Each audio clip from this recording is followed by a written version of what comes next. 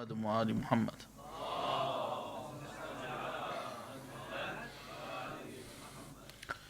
صبروا أياما قصيرة. And we continue at the point of sabaru. They were patient for only a small amount of time. We mentioned the patience when it comes to marital relations. Also the patience during worship. In the Quran, which you are doing every day right now, fasting. وَاسْتَعِينُوا بِالصَّبْرِ وَالصَّلَوَاتِ. That when you are fasting, this is considered a form of patience. So not only am I patient, as the narration we mentioned last night, he says to him that they are patient during times of worship, and they are patient during when it comes to preventing themselves from sin. So when it comes to fasting, I show patience to stop things that are generally permissible for me on any other day. Patience is also shown in the most valiant stances. If you take a look at opportunities, and one of the primary examples that we use every year when we mention طبعا the ultimate event every year that we commemorate the martyrdom of Abu Abdullah al-Hussein alayhi salam, which is the embodiment of Islam. The whole event, the day of Ashura, embodies Islam from Adam ila Muhammad sallallahu alayhi wa alihi wa sallam. Where in a single day, everything that had been spoken about by the prophets took place. In every point. And of them, the most ultimate thing that took place was the issue of patience. And where we mention Abu al-Fadl Abbas alayhi salam, and his position where he wanted to fight the enemy, yet he was given a task, and it's not like someone, you know how someone says, oh, let me at them, let me hit this guy, and you say, no, settle down. You say, good, thanks, lucky you got me out of this to yourself. No. In the case of Abu al-Fadl Abbas, he wanted to fight, and he was more difficult for him to stop. In another example with Malik al-Ashtar, where he had the opportunity to kill Muawiyah, and he allowed his obedience to Amir al-Mu'mineen to stop. This is where the patience, and the most ultimate of stances like this is where Al-Allama Al-Ameli Radwanullahi Ta'ala alayhi says that I did not know the courage of Ali during Uhud or Khaybar or the Khandaq, in the battles that were with Rasulullah against the enemies, the greatest stances. He said, I only knew his courage on the day that they attacked the door of Fatima, the house of Fatima, and his patience at that moment. This is the most difficult time. The most difficult and most valiant time is when you're being tested in places that you have the capacity to do something about it. Patience when it comes for prayers, especially with morning prayers.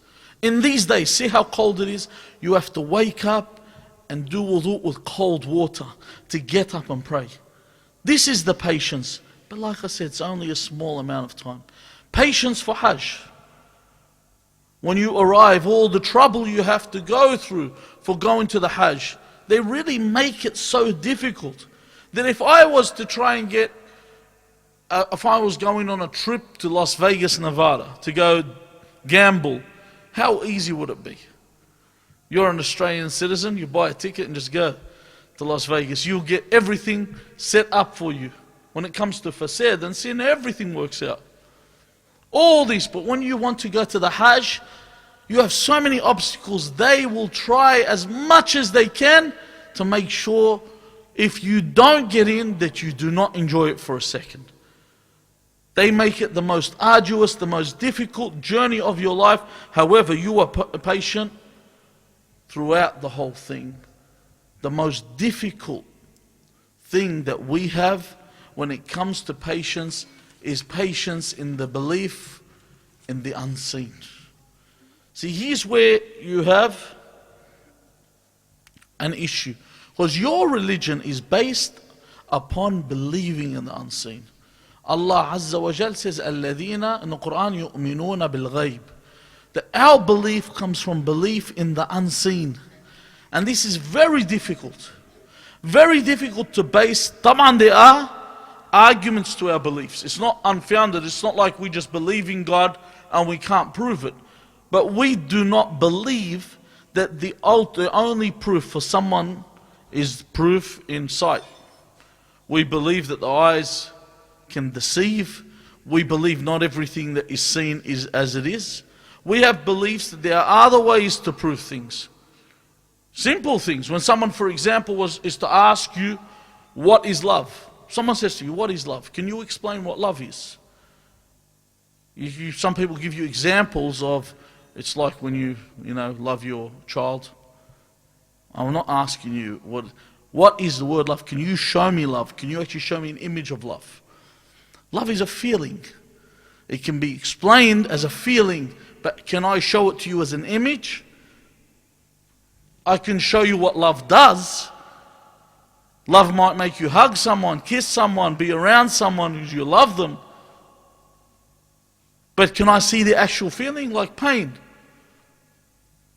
So these things, when it comes to believing Allah Azza wa Jal and the Day of Judgment, where Rasulullah sallallahu alayhi wa alihi wa sallam says, when he is seated with his companions, he says, Assalamu ala ikhwani. Peace be upon my brethren, my brothers. And the companions want to be certain that it's them. So they say, Ya Rasulullah, are we your brothers? And he says, no. My brothers are the ones, الَّذِينَ يُؤْمِنُونَ بِالْغَيْبِ. My brothers are the ones that believe in the unseen. They say, Ya Rasulullah, we believe in the unseen. We believe in God and we did not see God. And we believe in the Day of Judgment, we have not seen the Day of Judgment. We believe in the angels, we have not seen the angels.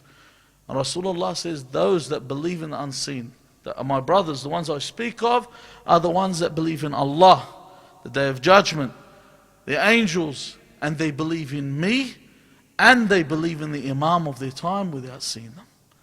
These are my brothers. This is very difficult, and you are patient by believing in what you have not seen. Especially things that can be seen. As in the case of God, Allah Azza wa Jal cannot be absorbed by the material eyes. He cannot be perceived by the eyes. However, your Imam can. And you believe and you do not see him. So the Imam here, Imam al-Sadiq alayhi salam says, Inna, he says, Subbar. Wa shi'atuna asbar minna. That we are patient about the Imams. Whereas our Shia, our followers are more patient. This is what the Imam is saying. He says they are more patient. He says, the companion says, جُعِلْتُ فِدَاكَ. May I be at your ransom. كَيْفَ صَارَ شِيعَتُكُمْ أَصْبَرْ مِنْكُمْ. How is it that your Shia are more patient than you are? He says, قَالَ لِأَنَّ نَصْبِرُ عَلَى مَا نَعْلَمُ. That us, the Imams, we are patient over what? What we know. He says, وَشِيعَتُنَا يَصْبِرُونَ عَلَى مَا لَا يَعْلَمُونَ. As for our Shia, they are patient over what they do not know. That's why their patience is far greater. That they are patient over what they don't know. This is why they are rewarded for patience over their sin and obedience. In a case when it speaks about the effect of this patience, the effects and the reward for this patience, says on the Day of Judgment, it says, and a person cries out. He cries out, Aina sabirun. Where are the patient people? Okay? And it says a group of people will stand up and they are put forward that they are the patient ones. And the caller will say, اذهبوا إلى الجنة بغير حساب. That you enter paradise and you have no judgment. That you don't go through the judgment. You're not tested, you just enter patience. You enter paradise because of your patience. So then the angels come forward and they say, what is it? What is your actions that you were chosen And they mention the points I aforementioned. They say, كُنَّا نَصْبِرُ عَلَى طَاعَةِ اللَّهِ وَنَصْبِرُ عَنْ مَعْصِيَةِ اللَّهِ. Firstly, what were they patient over? They were patient when it came to obeying God through all those actions I mentioned. And when it came to sin, they were patient. That they didn't sin, they became patient. And through patient, because they would avoid this sin. And this sin requires to avoid, especially when everyone around you is into it. And this is where we get to the next point when it comes to patience. That people suffer living here in the West. You are alienated by the Westerner. I remember when I first started work, and during the work time, you know, the Australians that I worked with, they would call home time, they would call it beer o'clock. That's what they actually say, it's 1 hour to beer o'clock. Beer o'clock means they finish work and they go and hit the pub and see how many drinks they can knock over. So when you're talking to them, they'd come up and they'd even say, they call you by your name and they know your name is his name. Hey, Muhamed. That's what they say. You want to come for a drink? This is the way they'd refer to you. They say, could you imagine drink and Muhammad in the same sentence? It doesn't work. It doesn't work in the same sentence. And if you say no, it's as if you've shot their mother. You don't drink? Oh, you're kidding. That's what you're joking. It's an issue. It's problematic, the fact that you won't have a drink. I remember one person I was working with, and if you take a look, for example, the New South Wales 5'8", Mitchell Pearce, his father Wayne Pearce, didn't drink. So they used to call him Junior. That's where he got the nickname Junior from, because he didn't drink. If you remember Sayyid Mehdi in his second speech that he was given this series, those that hear the Arabic, he mentioned the term that they call you. They call you a teetotaler. Someone that does not drink is called a teetotaler. It's a form of patronizing. You're disparaging someone when you're saying to them that you're a teetotaler. You cannot handle a man's drink. And that's why when you drink fizz drinks, what do they call them? They call them soft drinks.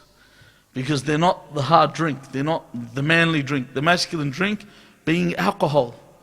So you live in the Western world, the world that you live in today, you are alienated when you don't drink. Everything you see, everything is sponsored by alcohol.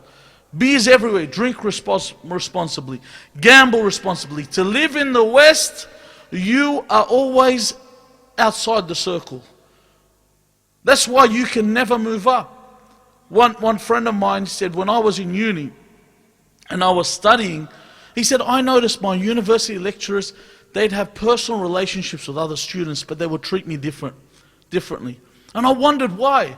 He said, then I found out that these people would go and smoke marijuana with the lecturer. They would go to parties with their lecturer. And I couldn't do this. So they had to be in this life. Even when you're in the workplace, you'll find colleagues sometimes are closer with other colleagues than what they are with you because they drink together. This is their form of socializing, is that they drink together. So you're always put outside the circle. You're never accepted in that community. What's even harder upon us is when it comes to Islam, we're also alienated. If you notice, when it comes to Islam, we don't have a voice. We don't have a voice. You want to go and study Islamic studies in university?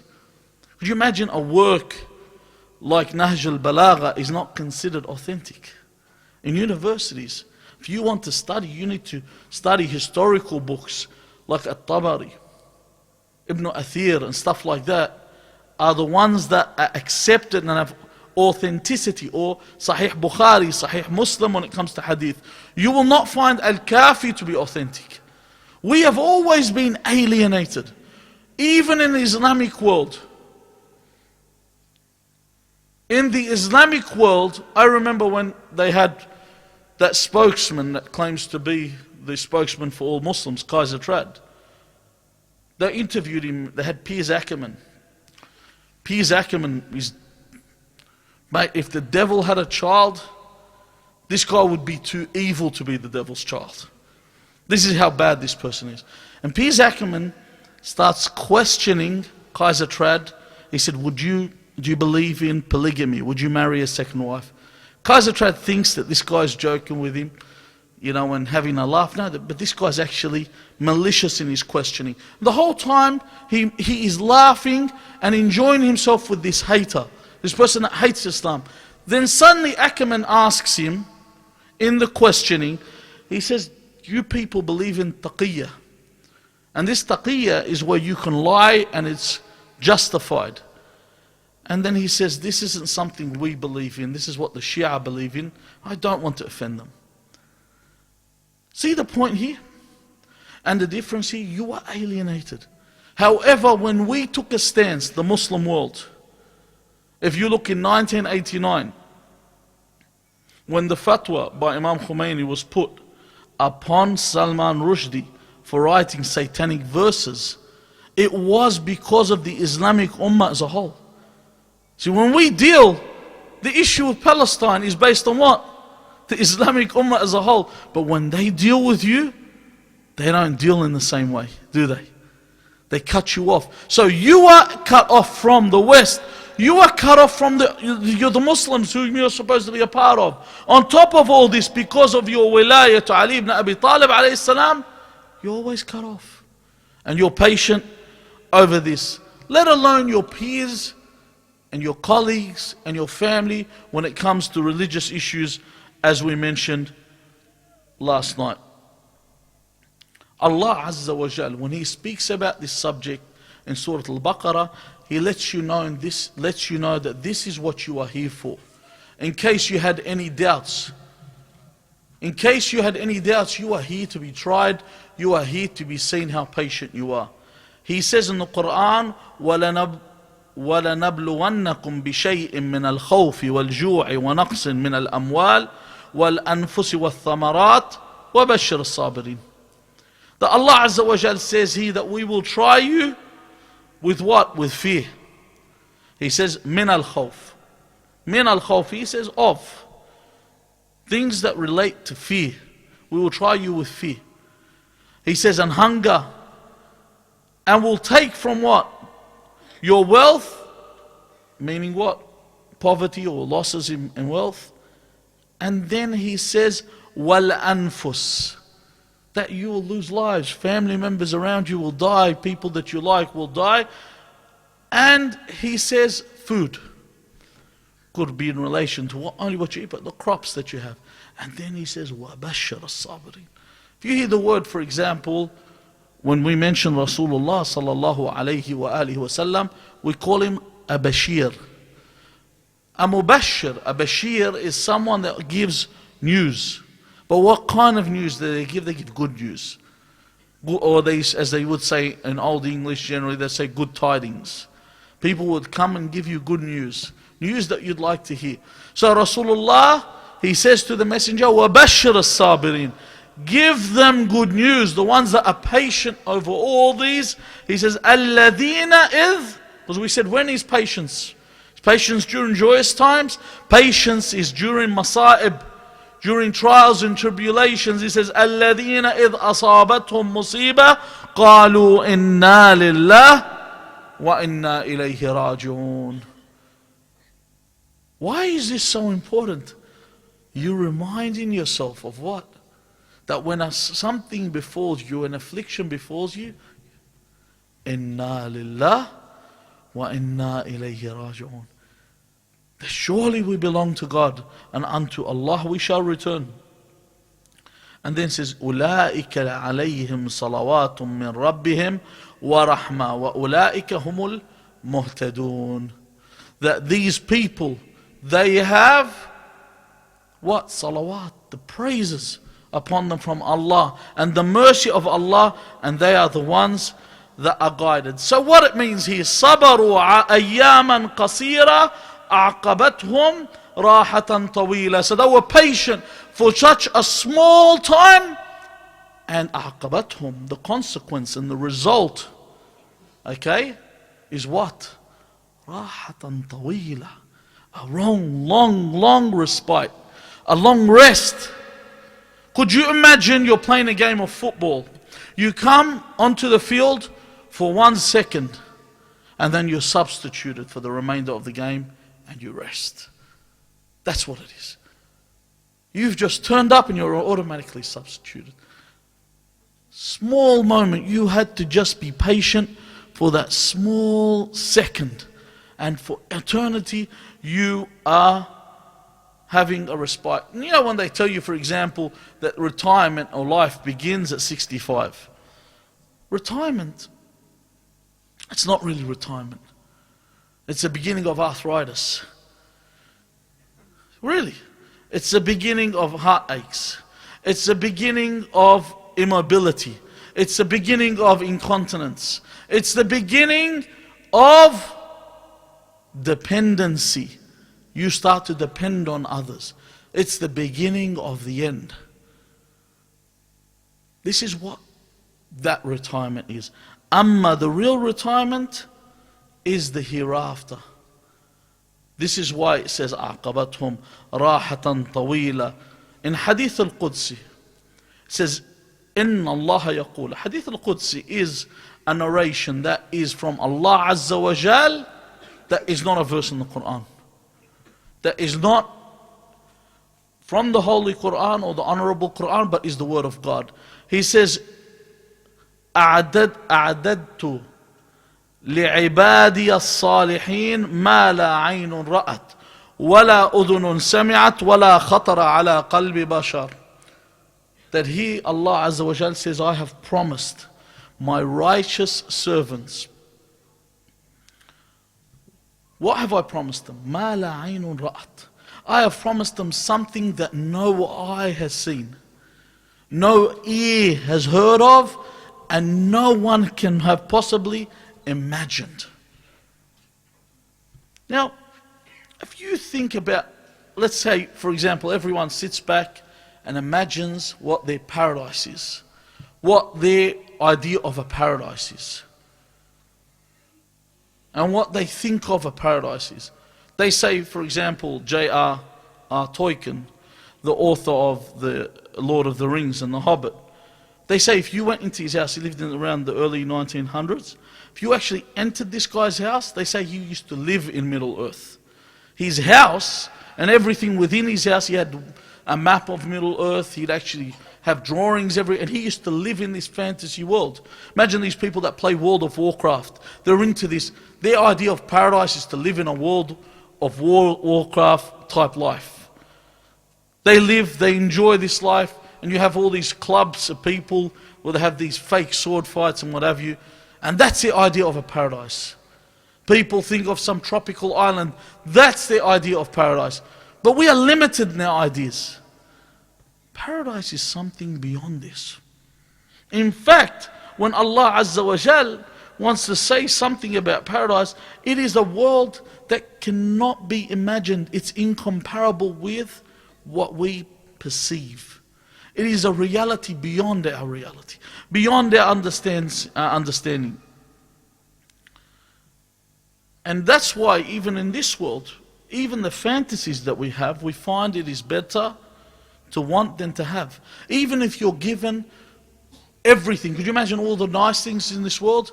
And all the nice things in this world, if you're given all the nice things in this world, once you get them, they just don't have that zing to them, because the fantasy of that thing is better than the reality. Sometimes you say, if I get this thing, I'll never get bored. Someone sees a nice car, says, if I own that car, I will never get bored of it.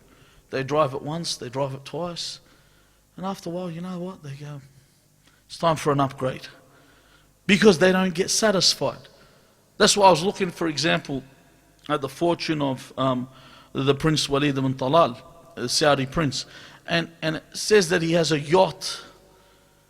He has a yacht that's 85 meters long. It's something like, I think, the 26th most expensive personal yacht in the world. And you know what? You think he has an 85-meter yacht. You could play a game of football in there. Half court, you know. That he's gone one step further, it's not good enough. He's going to build, he's in the process of building a 150-something meter yacht.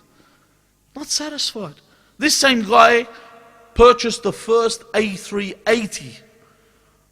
First A380 and made it into his, like a personal plane, like Air Force One.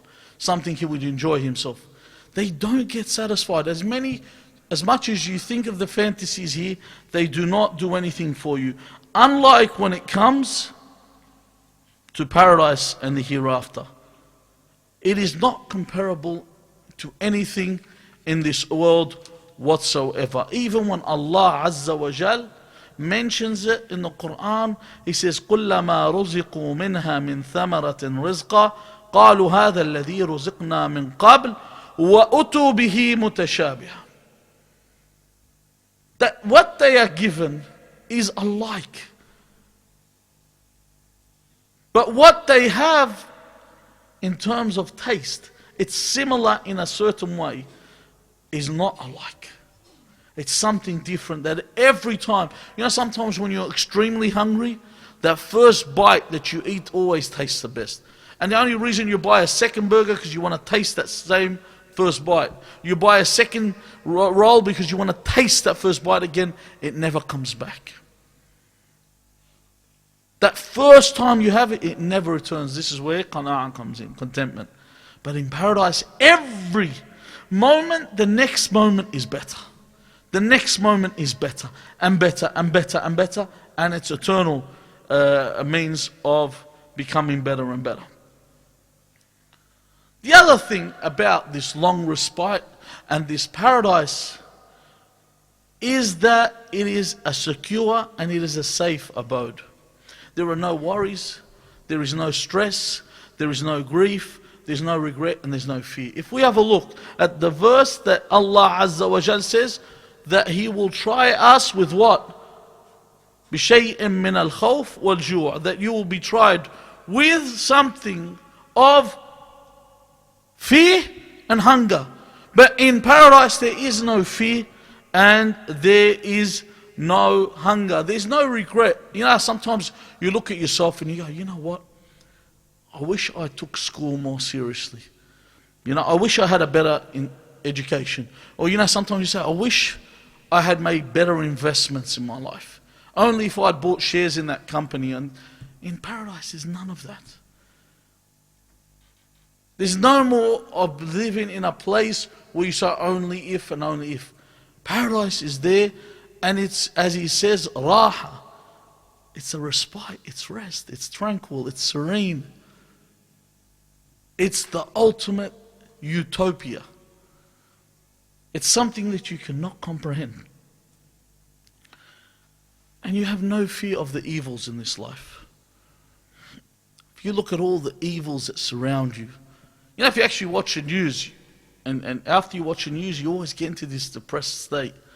Ebola virus, a new strand of the bird flu going around to kill you. The world's going to end tomorrow.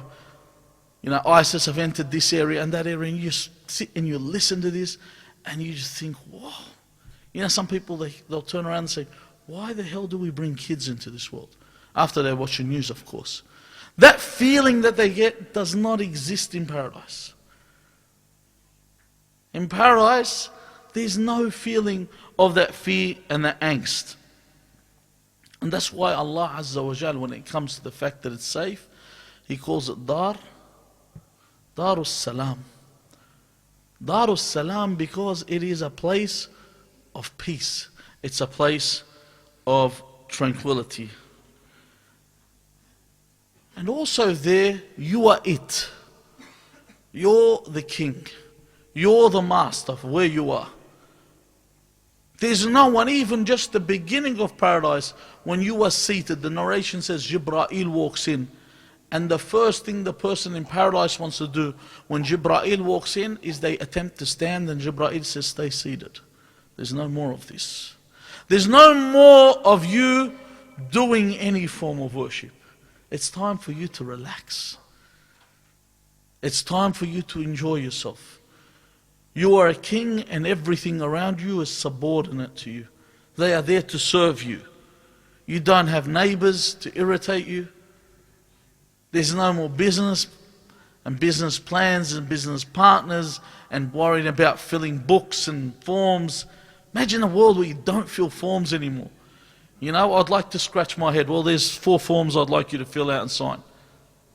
This is how the world is that you live in. A world where there's no more forms for you to fill out. There's no insomnia. Because there's no sleeplessness, because it doesn't get dark there. You don't get tired. You don't get sleepy. There's no madness there. Doesn't drive you into insanity. Because you have no worries and you have no problems. Imam al-Baqir alayhi salam, when he speaks about paradise, he says several points, and I'll finish for tonight. Actually, I'll finish it with this, because this is going to link us to tomorrow night's continuation. Because why are we mentioning this? It'll bring us to the point of why we link this patience of a short time to respite for a long time. We ask Allah Azza wa Jal to accept our actions in this holy month, and not to take us from this world until He is pleased with our actions. Walhamdulillah Rabbil Alameen, wa sallallahu ala Muhammadin wa alihi at-tayyibin at-tahirin.